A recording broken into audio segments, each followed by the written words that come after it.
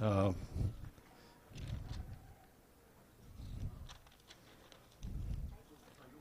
Lundt is from Worcester Kilties, or Worcester, depends on what part of the country you're from. Pipe band of Woodstock, Connecticut, and the use of closed rudiments in pipe band drumming. And one of the techniques and aspects of the pipe band drumming idiom is the use of buzzes for both production of a legato sound and as an interpretation for the pipe music staccato. And I'll let him explain the rest of it. Thank you, Colin.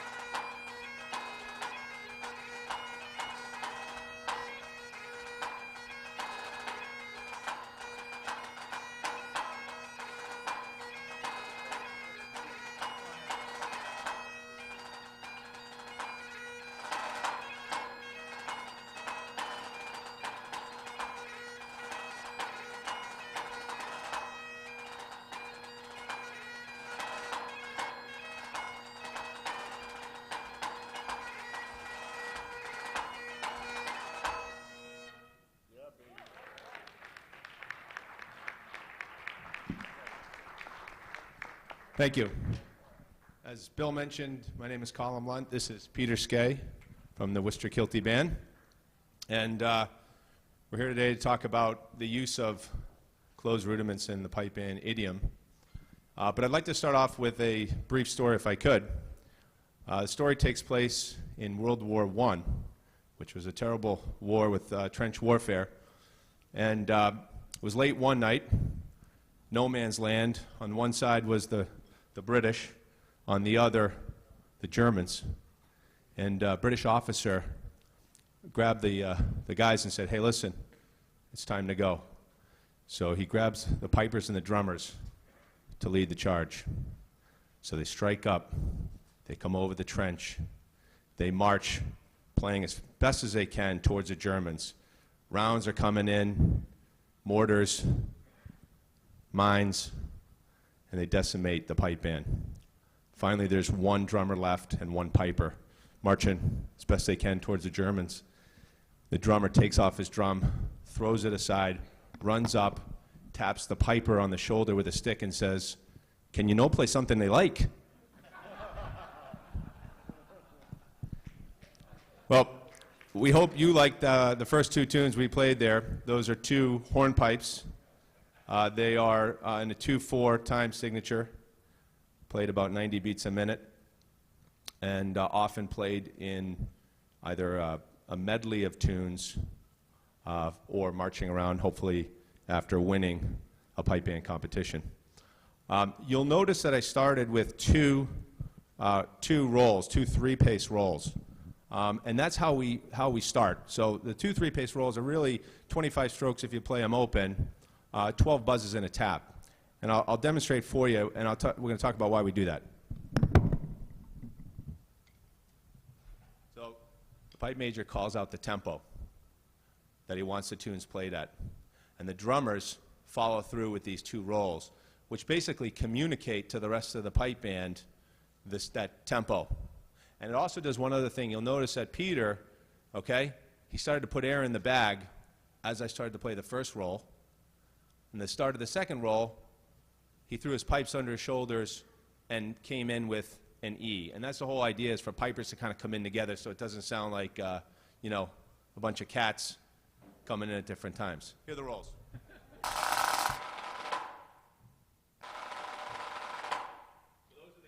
Those are the 3-pace rolls. Now, I've talked to different people over the years about why we play so many buzz rudiments. You probably heard me play open and close and close and open and all sorts of different rudiments as we played to the hornpipe. And there's basically 3 reasons why. But I want to make mention of a very interesting concept that the famous Alec Duthard once said. He is one of the luminaries in the pipe band drumming world.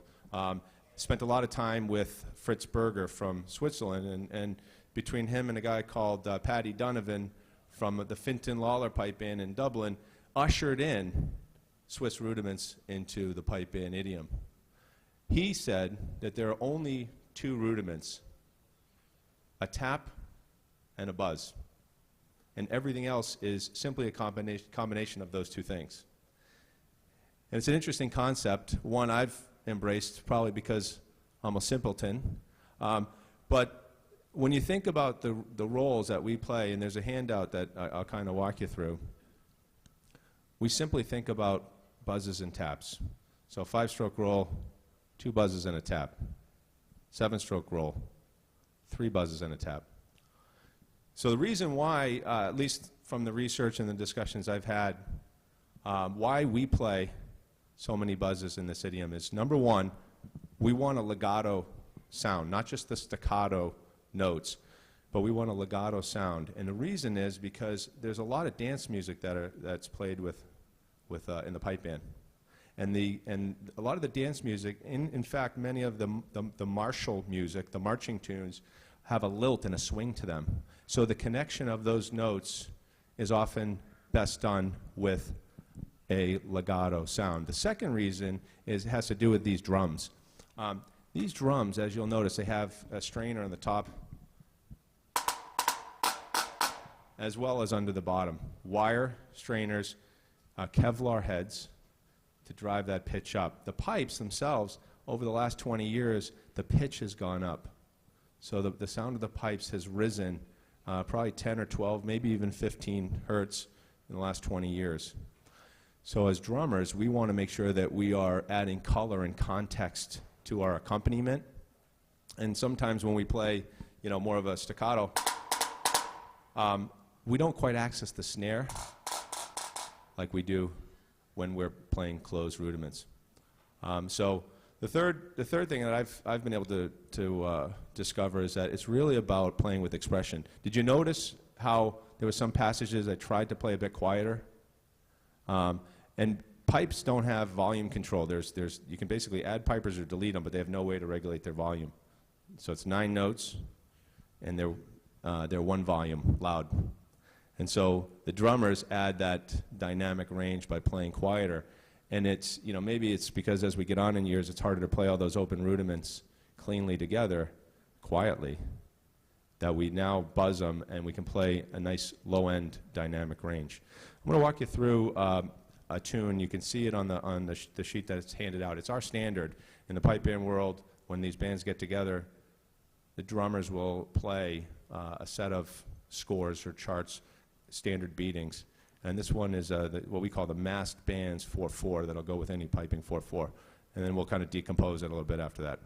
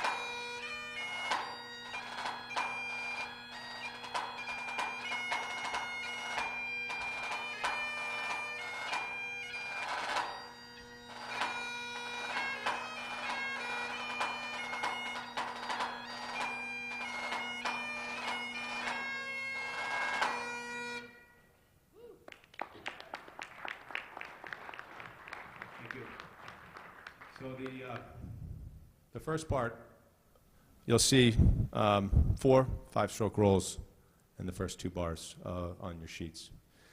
And to illustrate the first point I mentioned about connecting the notes, I had a young kid ask me one time, he said, "So wait a minute, those are all 5-stroke rolls?" I said, "Yeah." And he says, "Well, how come numbers 1 and 3 sound different than 2 and 4?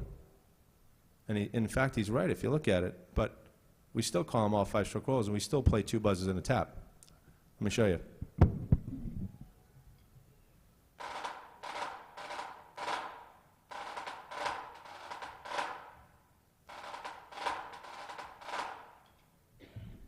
So because of, you see the sort of the dot and cut, the swing and the lilt of the pipes, it forces us to play those 5-stroke rolls differently.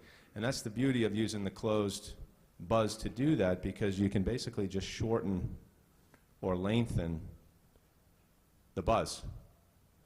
So those are, in fact, all 5-stroke rolls, except we're just using the length of the buzz to regulate how long we play that. And so the pipes, a lot of times you'll hear these pipe majors say, "Point the tune, point the tune." It's because they want the pipers to really hold that downbeat. Dum, bum, buddy, dum, bra. So the drummers have to follow suit from an accompaniment perspective, and we use those closed buzzes to sort of help us regulate that. Second part is what we call accented rolls.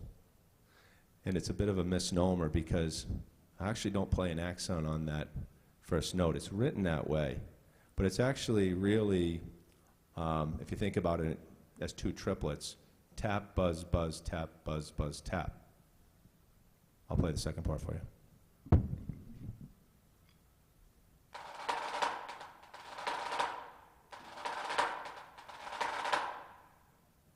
So what we're really doing is we're not starting that with a buzz. Otherwise, it would sound like this.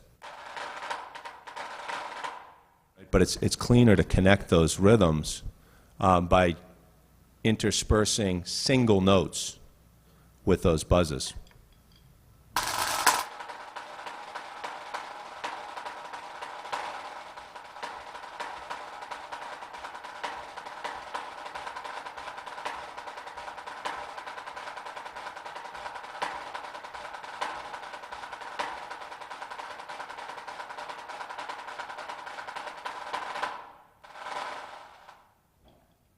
We can do all sorts of combinations and all sorts of rhythms by keeping that sort of legato sound, and then just pop in these single notes and accents to fit the score, to fit what we want.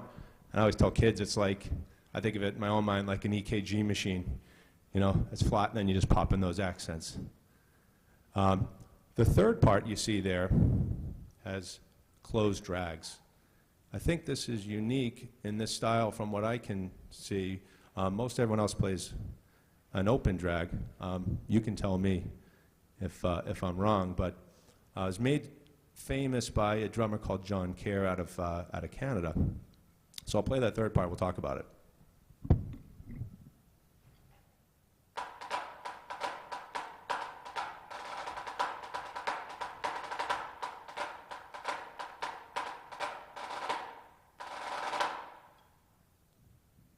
So drags are played throughout our idiom in all manners and all time signatures. But again, depending upon the score and the tempo and the time signature, those drags can be bigger or smaller. One of the drummers who you may have met, John Quigg, had an interesting way of explaining it. He said, you know, you got to think of those drags, column as you know, on a score of 1 to 6. 6 are the fattest ones, and the 1 or 2 are those ones where you're playing them with 30-second notes. So on that one I just played, maybe it's like a 4 or 5 drag, if you think about it in those terms on that scale.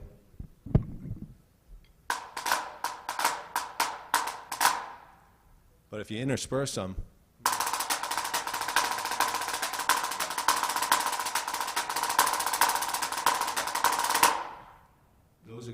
those drags are going to be very short buzzes. Now, the way we create that is actually a bit different. I think the key for us to get this sound, really what we want to do is press down on that top head so we can get access to that snare underneath. So to do that, you're taking these 3 fingers and you're basically squeezing them. You're kind of choking the stick a little bit. You don't want it to come back up. And you're doing the same thing on the left, except these 2, the ring finger and the middle finger, I won't show my one to you.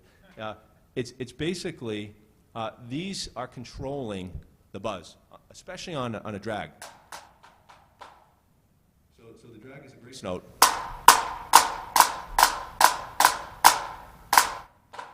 So it's basically, this is the one time I tell the guys it's okay to kind of lower your arm. Everything else we do is really wrist and fingers.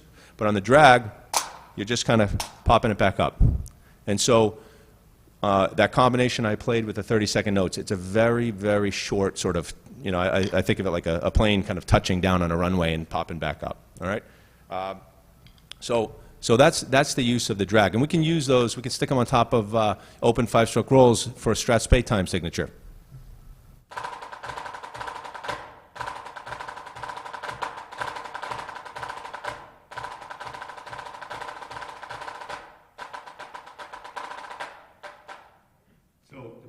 On the time signature and what we're playing, we got to think of the buzzes on the drag as short or long. And the last part is pretty straightforward. It's just a few 7-stroke rolls. Let me pause there and see if we have any questions that you'd like me to address before we continue. I can't be doing that good of a job.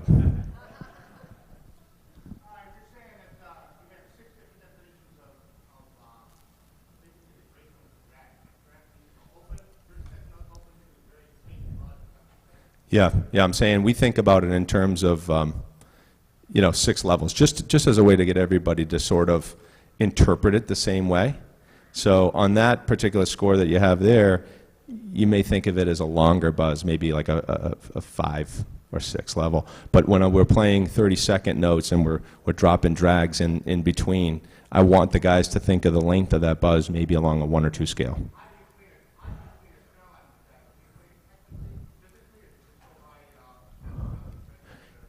Yeah, no, it's a good question. I mean, it's basically over the last couple of years, it's me actually not playing and listening a lot more.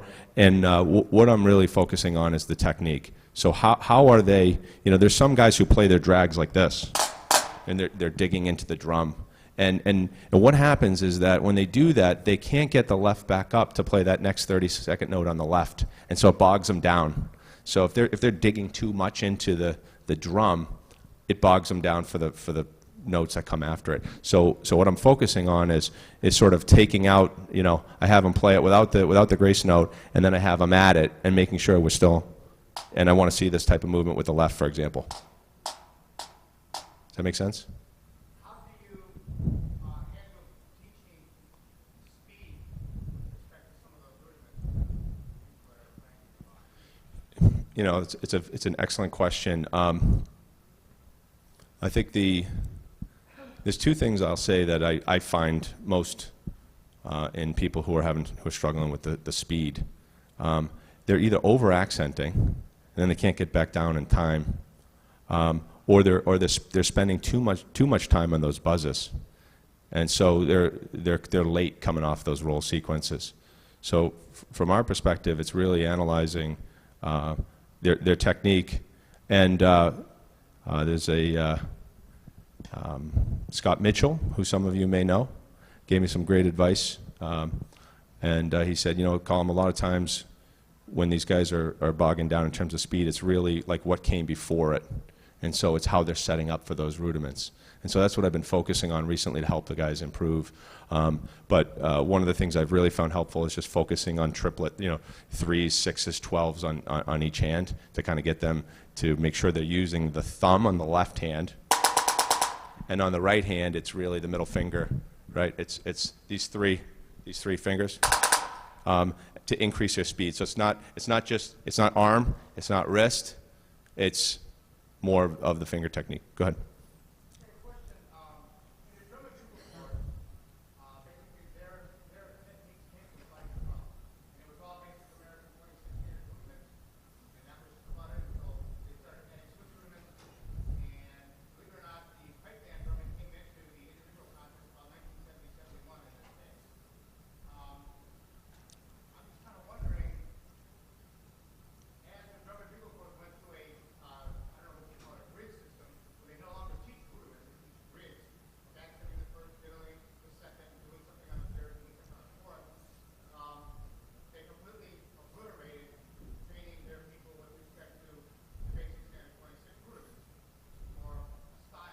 Mm-hmm. So what has happened in pipe drum with respect to that? Yeah. Training, do you have grids? Do you even bother with that? What is the background? Yeah. So most people I know do the 26 rudiments. I mean, I've had to teach a lot of adult learners, police pipe bands throughout New England. So I get people who come in later in life. So of course it's easier to teach kids as long as they pay attention. And I really start with the triplet. I focus on the triplets. Again, a lot of these roll sequences are based on triplets. So if you think of the opening roll, it's 4 triplets in a tap. Of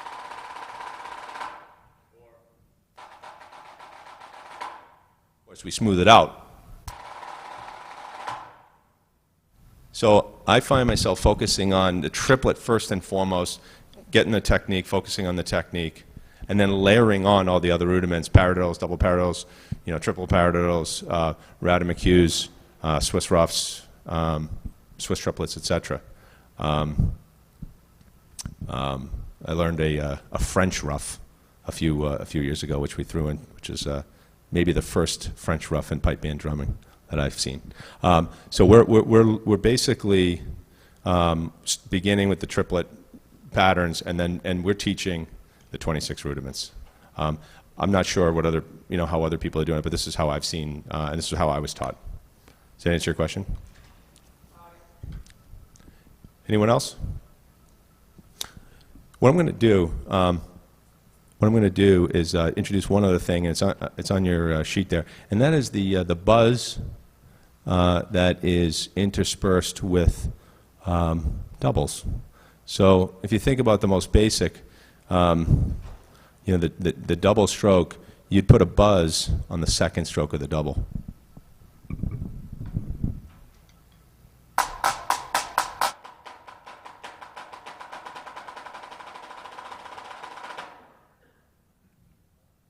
And we can play this in all sorts of different forms. I'll show you a few in a minute. What I'm going to do is play what we would consider a competition set, or MSR. And it's sort of like figure skating. You have the compulsory in pipe band competition. The compulsory is a march, a strathspey, which is a Scottish dance tune. And there's a big argument on whether it's 12/8 or 4/4 time signature. And then you have a reel, which is 2/2 time signature. So every pipe band that wants to compete at a certain level needs to be able to play these 3 time signatures in a row. That's the compulsory.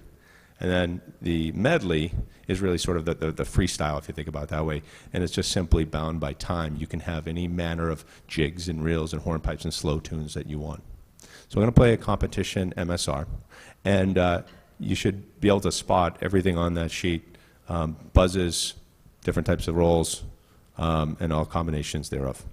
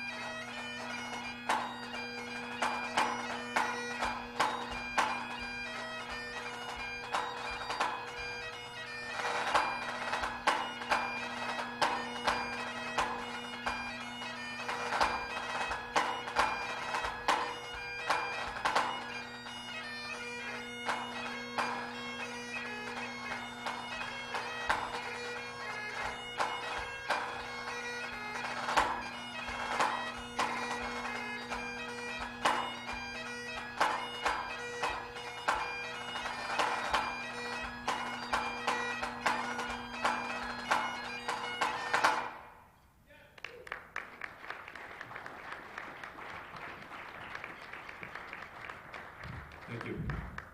That was a march, and you heard it shift into a four-parted stress bed. And then we kicked into the 2-2 reel. So that's kind of the common, pattern or template for pipe band competition, at least for the compulsory.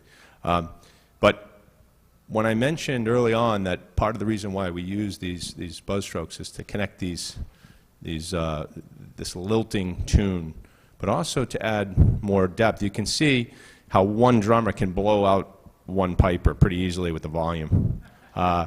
And I told Peter to leave his earplugs in the pipe case, but usually we would have a ratio of 2 to 1, or 2.5 pipers to one drummer. But the idea is that you got to add some dynamics and some light and shade, is what the old timers used to call it, to the pipe band drumming, so you can hear where I'm trying to get it as quiet as I can and still articulate the notes. And it makes it easier when it's a legato, closed roll, versus trying to get very quiet playing it open. I'll show you just a couple things, where you can have a little fun with the buzzes, and then we'll play one more tune and get some questions, and then I think we'll run out of time here pretty soon. So let me show you a couple things on the buzz side of things.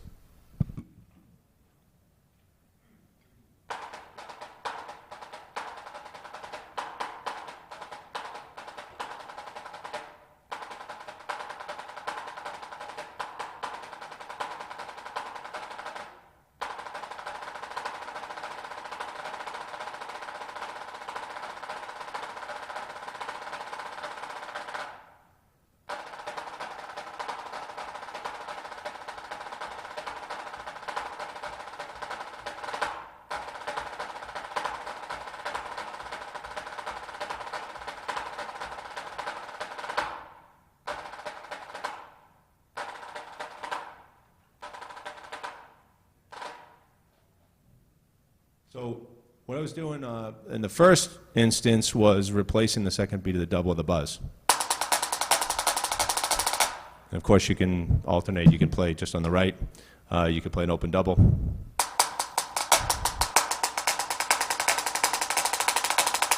Or you can replace the buzz totally.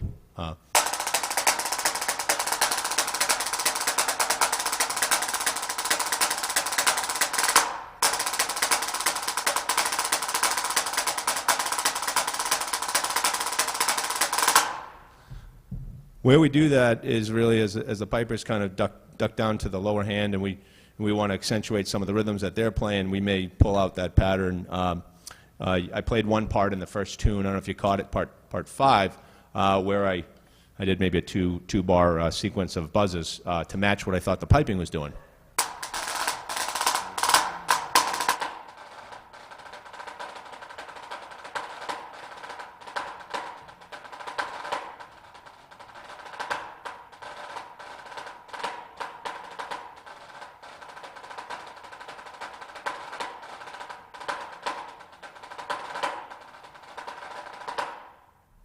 So you can have fun with it, and as you sort of climb the ranks in the pipe band competition circuit, there's 5 levels, for those of you who don't know, 5 being the lowest competition level, 1 being the top. I think what you find is drummers looking to add more tasty bits to what they're playing, because it's first and foremost about accompanying the pipes and the overall band ensemble. But as drummers, we all want those drummers to kind of walk by behind the corps and say, "Ooh, what was that they're playing? That was nice." And so I think that the drummers don't want just sort of the basic run-of-the-mill material that accompanies the pipes but is boring. We want to add a bit of flavor to it. So let me pause there, get any additional questions that you may have.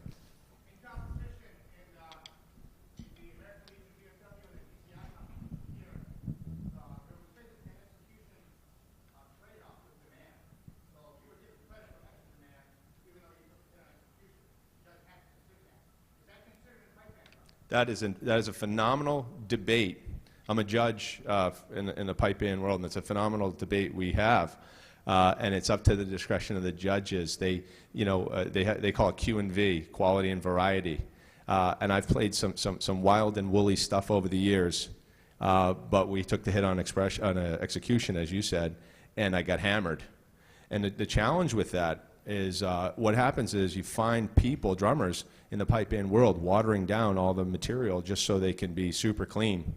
And you lose a lot of that, quality. You lose the push for, new rudiments and new rudiment combinations. And so I personally, when I judge, I give a little bit more credit. Having said that, I mean, it's hard to appreciate the cool stuff that's being done if it's just so messy. And so there's got to be some level where it's clean to almost appreciate, you know what I mean? So that's kind of what we struggle with. But unfortunately, there's not many of us out there who kind of look more at the, look at a higher quality and variety score.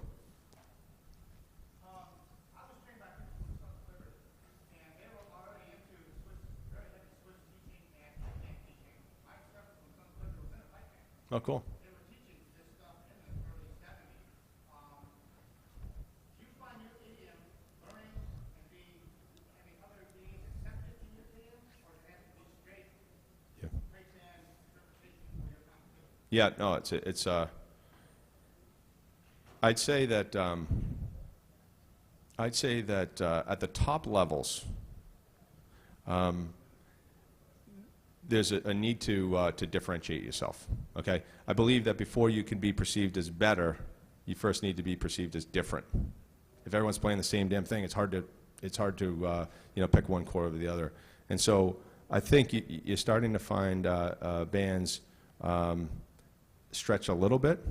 But the people I've been taught by, and I don't know if you know Dennis Burke. I mentioned him. I think he played with the Connecticut GRFD. I forget what the name of it is, but he's been in and out of different styles of cores, and a tremendous kit player. I played with a couple different fife and drum cores. I've had folks from the Middlesex County Volunteers play with us, and vice versa. And so we're always looking to incorporate additional rudiments into what we do. But some of the judges, there are certain judges that are kind of set in their ways, and if it's not sort of the meat and potatoes, they don't give you credit for it.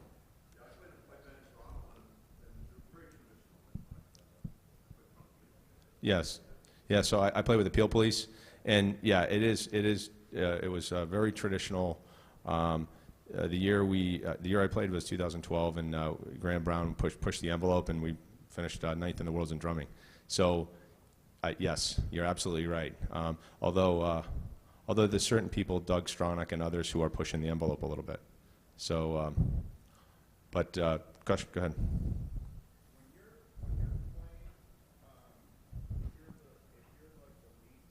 Mm-hmm.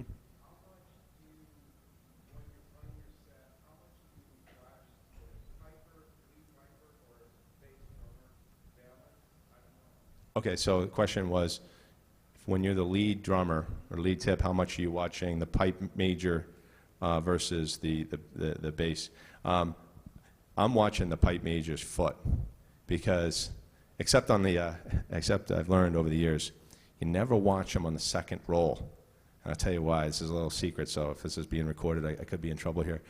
But when the pipers strike in, when they throw their pipes under their arm in that second roll, remember we do the 2-3 place rolls, they're fine. Their feet are right on. But when they go to strike in, they do this weird like step, because they're trying to shove that bag under their arm, so you can never watch them on the second roll. Other than that, I'm locked in on the pipe major, because I don't know, sometimes he may feel like it's too slow, and he's really giving it one of these, and so we got to pick up the tempo. And I tell the bass drummer to watch me at all times, except on the breaks. On a medley, there could be 7 different tunes. We could go from a hornpipe to a jig, which is a 6/8 or 9/8 time signature, to a slow 3/4 tune. So, did that answer your question? Any other questions? Okay, Bill, how are we doing on time? We're good. Okay, so we're going to wrap up. We'll wrap up with one more tune or 2 more tunes. It's the hornpipe called Malcolm Ferguson into a jig called Stephen Burns Jig, and then we'll take our leave. Thank you.